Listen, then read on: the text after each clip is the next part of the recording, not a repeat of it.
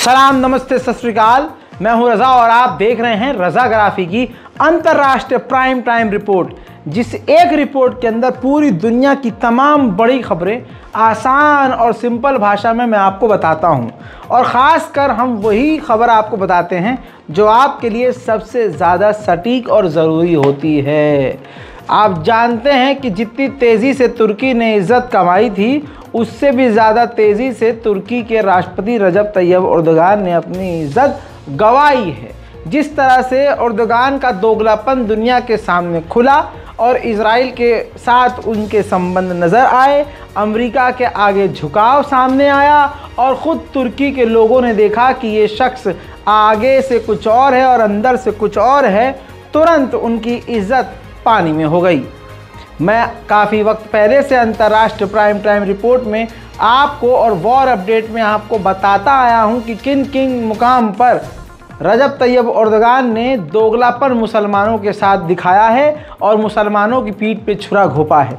यही वजह है कि तुर्की के अंदर एक बड़े शहर इस्तांबुल में मेयर के चुनाव हुए, जिसमें रजब तैयब एर्दोगान की पार्टी बुरी तरह से हार गई है। कहा जा रहा है कि अगला जब राष्ट्रपति चुनाव होने वाला होगा, उसमें रजब तैयब एर्दोगान के मुंह पर सीधा लात पड़ने वाली है, क्योंकि विपक्ष में जो चेहरे हैं वो खुल्लम खुल्ला रजब तैयब एर्दोगान को इजराइल के मामले में नंगा कर रहे हैं, वो भी सबूत के साथ। अब एर्दोगान का भौकाल खत्म हो चुका है, इसीलिए कहते हैं सत्ता के नशे में नहीं आना चाहिए। अपने सरकार को मजबूत करने के लिए इस कुर्दोगलू ने इजराइल के साथ खूब बिजनेस किया, खूब ट्रेड किया, लेकिन आज तुर्की के लोग समझ गए। यकीन नहीं करेंगे आप, लेकिन सबूत पेश करूंगा। मेयर का चुनाव जब एर्दोगान की पार्टी हारी है, तो तुर्की के अंदर जोरदार जश्न मनाया गया।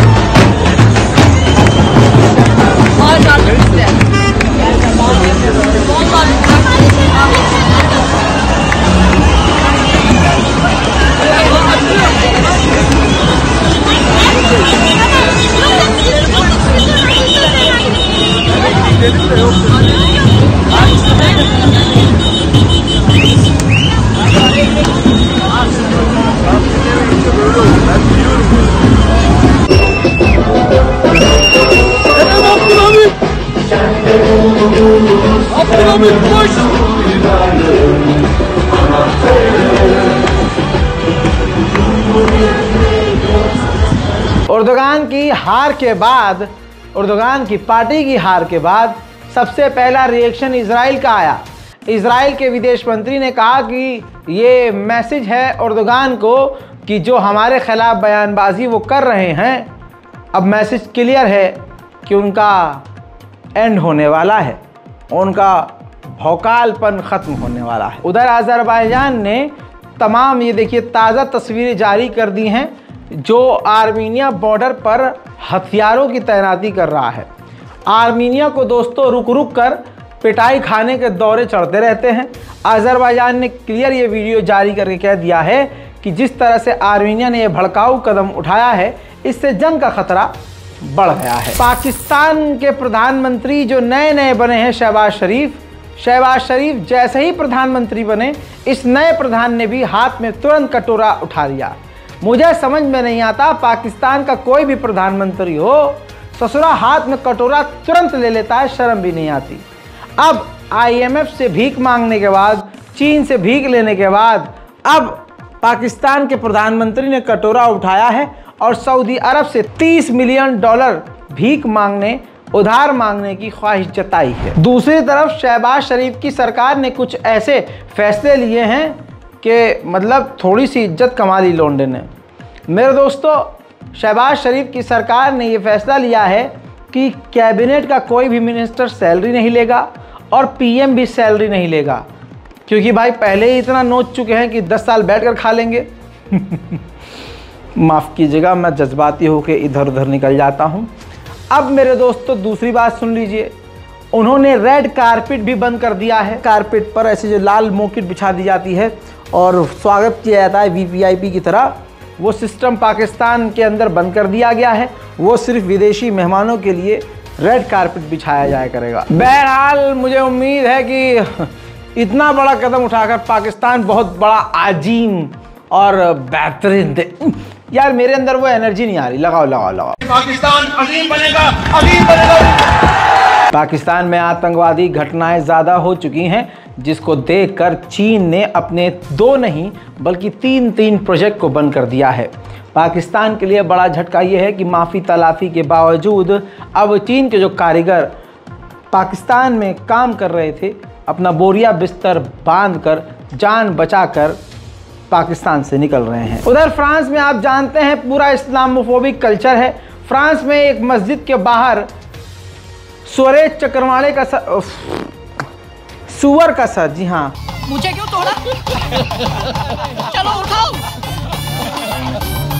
बहरहाल सुअर का सर जो है कटा हुआ फ्रांस की मस्जिद के पास जो है पाया गया है। फ्रांस जिसका जो है इंक्वायरी कर रहा है, जांच पड़ताल कर रहा है। इसके अलावा फ्रांस की 2 मस्जिदों के बाहर कार्टून बनाए गए हैं, यानी मस्जिद की दीवार पर कार्टून बनाए गए हैं, जिसको लेकर फ्रांस में तनाव बढ़ गया है। वहीं मेरे दोस्तों, अफगानिस्तान की तालिबान सरकार ने बताया है कि अमेरिका के जो ड्रोन हैं वो अब अफगानिस्तान के बॉर्डर के अंदर दोबारा घुस रहे हैं और अफगानिस्तान के एयर स्पेस का उल्लंघन कर रहे हैं। मेरे दोस्तों, आपको बता दूं कि तालिबान ने यह भी कहा है कि अगली बार अमेरिका का ड्रोन नजर आया तो मार देंगे। अब हमारे जो रिसर्चर हैं अब्बास भाई, वो कह रहे हैं मारेंगे कैसे भाई? अब मैंने कहा बावरे पूछ, वो पत्थर से ही मार सकते हैं, उनके दिमाग का कुछ पता नहीं।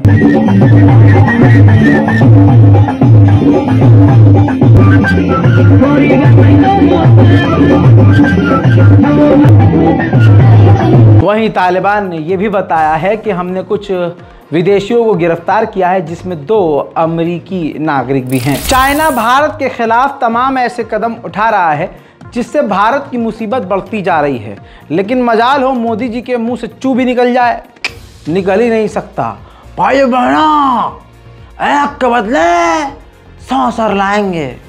अब चीन ने ही इनके सर दबा दिए हैं। दोस्तों, चाइना ने हमारे तमाम दुश्मनों को मजबूत कर दिया है, हथियारों से लैस कर दिया है, हमारे अपनों को हमसे दूर कर दिया है। नेपाल भारत से दूर हो चुका है, मालदीव भारत से पूरी तरह से कट चुका है, श्रीलंका भारत से कट चुका है। अब बचा बांग्लादेश, तो अब बांग्लादेश की भी सुन लीजिए। बांग्लादेश की मदद की है चाइना ने। बांग्लादेश ने चीन की मदद से अपने यहाँ सबसे बड़ा सबमरीन बेस बना लिया है, चीन की मदद से। ये अहम बात है। अंतर्राष्ट्रीय लेवल पर भारत की जो विदेश नीति है उसका कोई तोड़ नहीं है, इसका कोई सानी नहीं है, आप जानते हैं, भले ही भारत की सरकार जैसी भी हो। कंबोडिया में 250 भारतीयों को गलत तरीके से कंबोडिया के कुछ प्राइवेट कंपनी ने नौकरी दी थी, गलत चीज़ बताकर, गलत तरीके से, और फंसा लिया था उनको।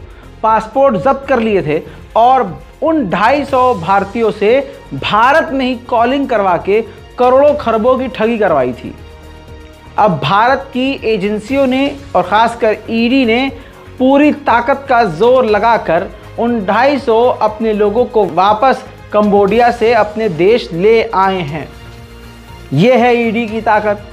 इसीलिए शायद प्रधानमंत्री मोदी ईडी को अपने विपक्ष के खिलाफ भी इस्तेमाल करते हैं। गजब बेइज्जती है।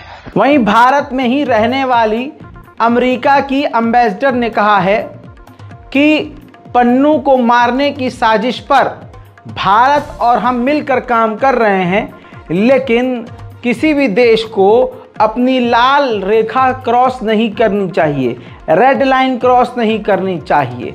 कम से कम दूसरे देश में दूसरे देश के नागरिक को कत्ल नहीं करना चाहिए और ऐसी साजिशों से बचना चाहिए।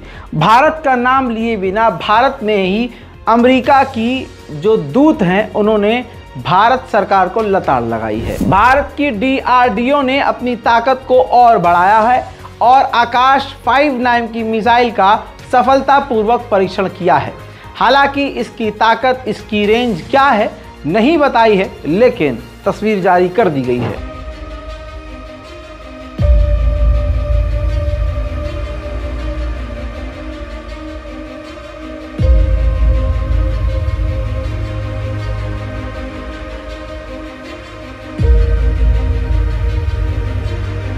उधर चाइना ने अपने नागरिकों के लिए अलर्ट जारी किया है कि अगर आप अमेरिका जाते हैं तो सतर्क और सावधान रहिएगा, आपको खतरा है। अमेरिकी टॉप जर्नल ने कह दिया है कि पूरी दुनिया की सबसे बड़ी समुद्री ताकत चीन के पास तो है ही, लेकिन बहुत जल्द चाइना की एयरफोर्स दुनिया की सबसे टॉप एयरफोर्स हो जाएगी। भले ही हमारे पास यानी अमेरिका के पास हज़ारों की तादाद में फाइटर जेट हों, लेकिन चीन के पास 3150 जो फाइटर जेट हैं वो top most advance fighter jet हैं, और ना जाने उसने कितने छुपा रखे होंगे और किन किन टेक्नोलॉजी से लैस उसके फाइटर जेट होंगे।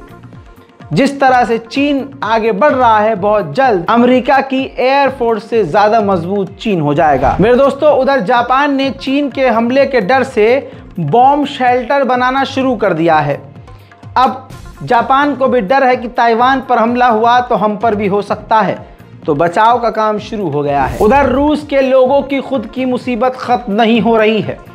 व्लादिमीर पुतिन ने एक नए कानून पर साइन कर दिया है, जिसके मुताबिक आज से यानी 1 अप्रैल से उन तमाम लोगों को, रूसियों को बुलाया जाएगा सेना में शामिल होने के लिए जिनकी उम्र 18 से 30 साल के बीच है। वहीं रशिया ने यूक्रेन से ऑफिशियली कुछ मांग की है।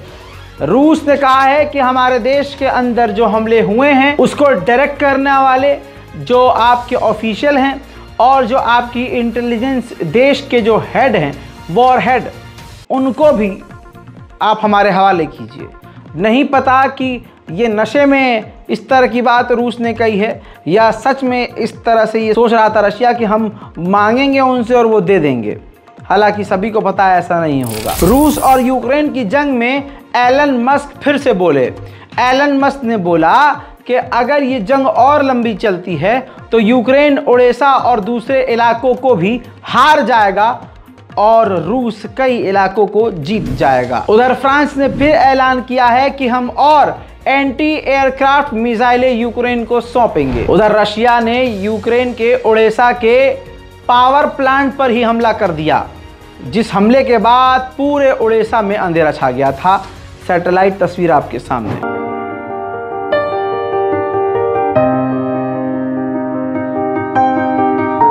वहीं रशिया ने यूके की गर्दन पकड़ ली है। यूके की सबसे एडवांस स्टॉर्म शैडो मिसाइल, जिस पर यूक्रेन अकड़ कर चलता था, वो स्टॉर्म शैडो मिसाइल रशिया के हाथ लग गई है और रूस के वैज्ञानिक उसकी रिवर्स इंजीनियरिंग में लग गए हैं। बहुत जल्द रशिया इससे भी एडवांस स्टॉर्म शैडो का वर्जन निकालकर ब्रिटेन के ही चीथड़े उड़ाने के लिए तैयार होगा।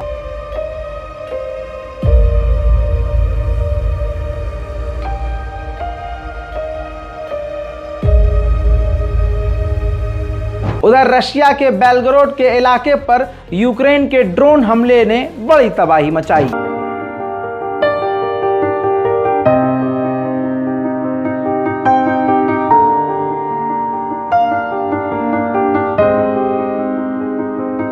रूस के अंदर जो टेररिस्ट हमला पिछले हफ्ते हुआ, उस हमले पर एक नई जानकारी रूस ने दी। उन्होंने कहा कि जिस संगठन, जिस ग्रुप ने हमला किया था, उसके मेंबर हमला करने के बाद यूक्रेन की राजधानी कीव इनाम लेने के लिए जा रहे थे, जिन्हें हमने गिरफ्तार कर लिया। जंग के इस बीच रूस ने एक स्पाई सैटेलाइट, जासूसी सैटेलाइट रॉकेट लॉन्च कर दिया है।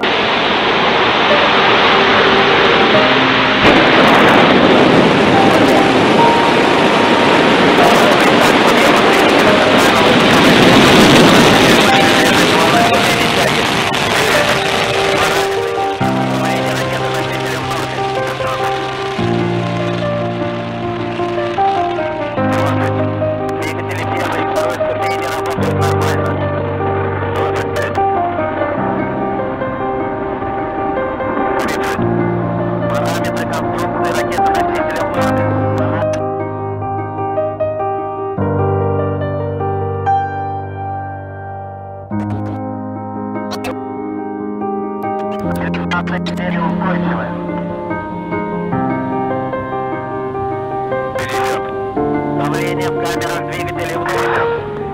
उधर रूस का सुखोई फाइटर जेट यूक्रेन के कई ठिकानों पर हमले कर रहा है।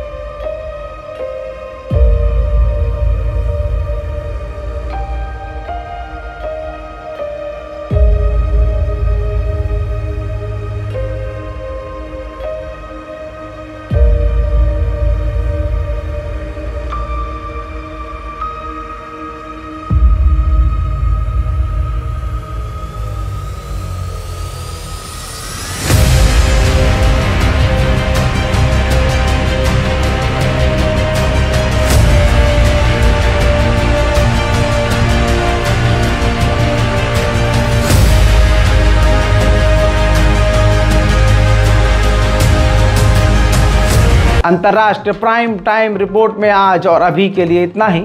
इस रिपोर्ट को शेयर कीजिए, दुआओं में याद रखिए। जय हिंद।